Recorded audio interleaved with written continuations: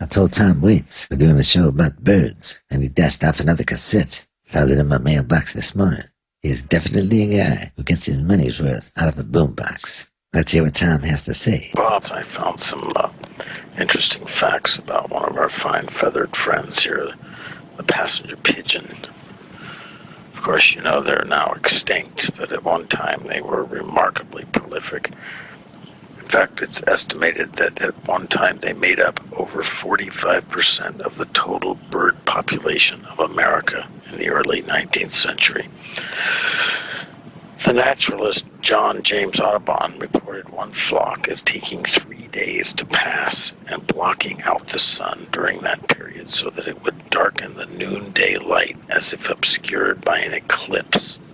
And when they landed, they took up an area 40 miles long by 3 miles wide.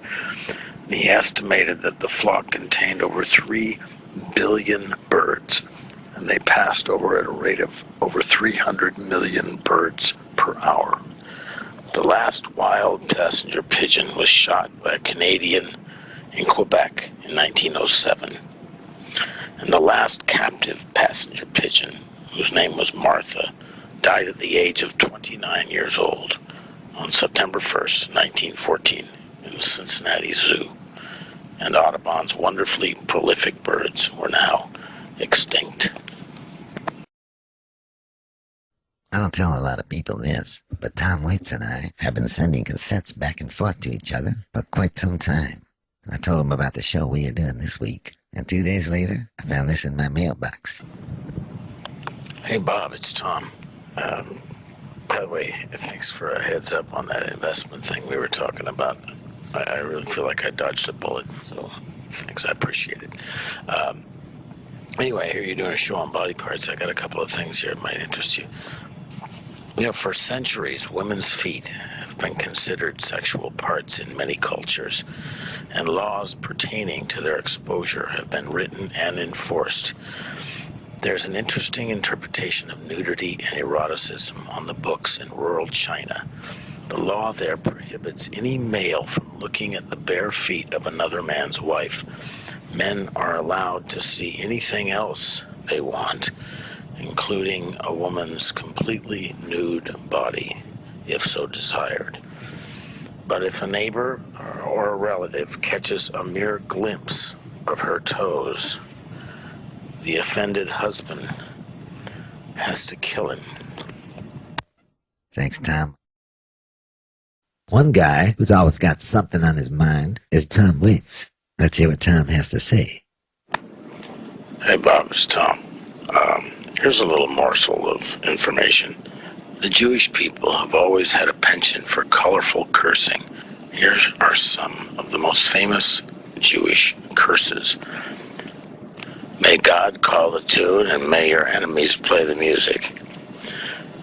May you lose your faith and marry a pious woman. May all your teeth fall out except one, which should remain for a toothache. May you grow like an onion, with your head in the ground and your feet in the air. May you have a good long sleep, and may your dreams be only of your troubles. May you be the proof that man can endure anything. May your wife eat matzahs in bed, and may you roll in the crumbs. So there. Thanks, Tom. That was something else. I told Tom Waits we're doing a show about numbers, and he dashed off another cassette. Let's hear what Tom has to say. Hey Bob, Tom here. Thanks again for the Christmas card, and the marmalade was just out of this world, man. The expression baker's dozen originated with King Henry VII of England. He ordered bakers who sold underweight loaves to be beheaded.